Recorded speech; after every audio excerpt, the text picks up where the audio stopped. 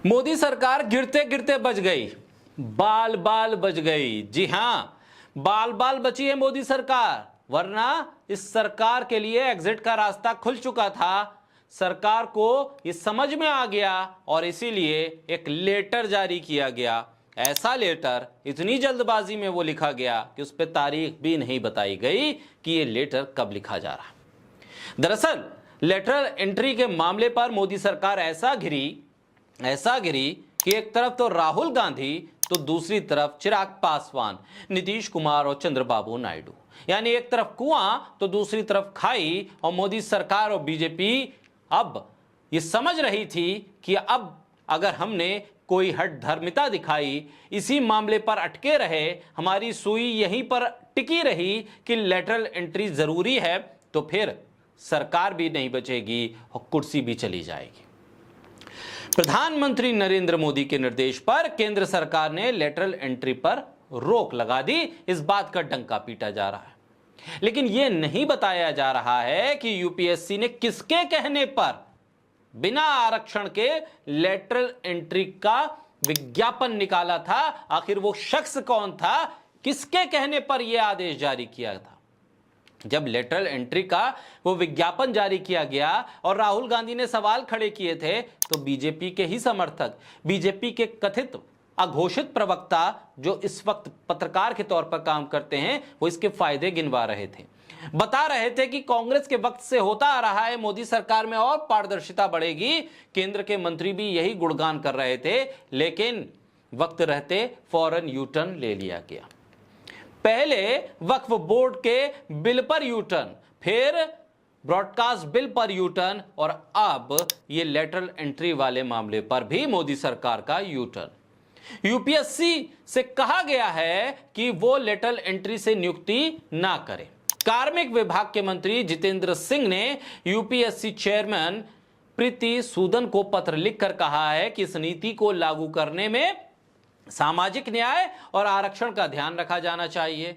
दरअसल lateral entry में आरक्षण का मुद्दा कांग्रेस पार्टी ने उठाया और उसके बाद एनडीए के सहयोगी जेडीयू, चिराग पासवान और चंद्रबाबू नायडू की पार्टी ने आपत्ति जताते हुए अपना स्टैंड साफ कर दिया कि सरकार रहे या ना रहे, कुर्सी जाए या बचे, हम इस लेटरल एंट्री के विज्ञापन का विरोध करते हैं। सरकार को इसे वापस करवाना ही पड़ेगा। लोकसभा चुनाव में आरक्षण, सामाजिक न्याय, जातिगत जनगणना के मुद्दे पर तगड़ा झटका खा चुकी बीजेपी को समझ में आने लगा है कि आरक्षण के मुद्दे को अगर छेड़ दिया तो फिर समझिए कि सरकार राजनीतिक जमीन भी खिसक जाएगी। जैसे ही यह मुद्दा गरमाने लगा, सबसे पहला कदम उठाया कि फैसला वापस लिया गया। यह वही मोदी सरकार है जो किसानों को एक साल तक सड़क पर बैठाकर रखती है, यह समझाने के लिए कि मोदी सरकार ने जो फैसला कर दिया सो कर दिया, वो सबके हित में होता है, वापस लिया नहीं जाता। लेकिन किसानों ने बता दिया था कि अगर वो और या कोई भी समाज या कोई भी वर्ग अपनी मांगों को लेकर अगर सच्चाई पर डटा हुआ है, तो सरकार बड़ी बड़ी ताकतों को भी अपने फैसले वापस लेने पड़ते हैं। कार्मिक मंत्रालय के राज्य मंत्री जितेंद्र सिंह ने संघ लोक सेवा आयोग के प्रमुख प्रीति सूदन को पत्र भेजकर कहा कि प्रधानमंत्री मोदी जी सार्वजनिक सेवा में आरक्षण के हिमायती हैं। अब यह बताएं मंत्री जी कि अगर प्रधानमंत्री सार्वजनिक सेवा में आरक्षण के हिमायती हैं और उनकी सरकार सोशल जस्टिस को मजबूत करने को लेकर प्रतिबद्ध है, तो फिर यह लेटरल एंट्री वाला फार्मूला कहां से आया, किसके कहने पर विज्ञापन जारी हुआ? क्या मंत्रालय को, प्रधानमंत्री को इस बारे में कोई जानकारी नहीं थी? आखिर प्रधानमंत्री अब सजग क्यों हो गए, तब सजग क्यों नहीं थे जब विज्ञापन आ रहा था? अब मंत्री जी कह रहे हैं कि हम अनुरोध करते हैं कि वैकेंसी का रिव्यू कर इसे रद्द किया जाए, जिसे 17 अगस्त को यूपीएससी की तरफ से जारी किया गया। पिछले हफ्ते 17 अगस्त को 45 पदों के लिए लेटरल एंट्री के जरिए वैकेंसी निकाली गई। ये भर्तियां अलग अलग मंत्रालयों में सचिव, उप सचिव के पदों के लिए निकाली गई थी। हालांकि इस पे आरक्षण की व्यवस्था नहीं थी, लेकिन उस वक्त मंत्री जी जागे नहीं, उस वक्त प्रधानमंत्री का आरक्षण प्रेम जागा नहीं। लेकिन जब राहुल गांधी ने इस मुद्दे को उठाया, उसके बाद चिराग पासवान, जेडीयू और चंद्रबाबू नायडू ने यह कह दिया कि अब सरकार हम हैं, लेकिन हमें मोह नहीं है, हम आरक्षण के खिलाफ कोई कदम उठाना सरकार का मंजूर नहीं करेंगे, तब प्रधानमंत्री का आरक्षण प्रेम भी जाग गया, सोशल जस्टिस के बारे में भी बात होने लगी और मंत्री जी का लेटर भी आ गया।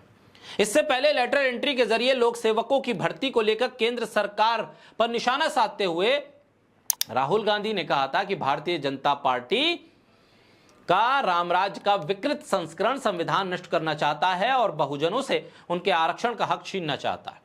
वही केंद्र में सहयोगी और मंत्री चिराग पासवान ने भी इसी तरह सरकारी पदों पर नियुक्ति के किसी भी कदम की आलोचना की और कहा कि वो केंद्र के सामने ये मुद्दा उठाएंगे। चिराग ने साफ तौर पे कहा कि किसी भी सरकारी नियुक्ति में आरक्षण की व्यवस्था होनी चाहिए, इसमें किंतु परंतु जैसा कुछ नहीं। निजी क्षेत्र में आरक्षण नहीं है और अगर सरकारी पदों पर भी ये लागू नहीं किया जाता तो ये जानकारी उनके लिए चिंता का विषय। नीतीश कुमार की पार्टी जेडीयू के नेता केसी त्यागी ने कहा कि लेटरल एंट्री वाला जो फार्मूला है ये राहुल गांधी को पिछड़ों का चैंपियन बना देगा।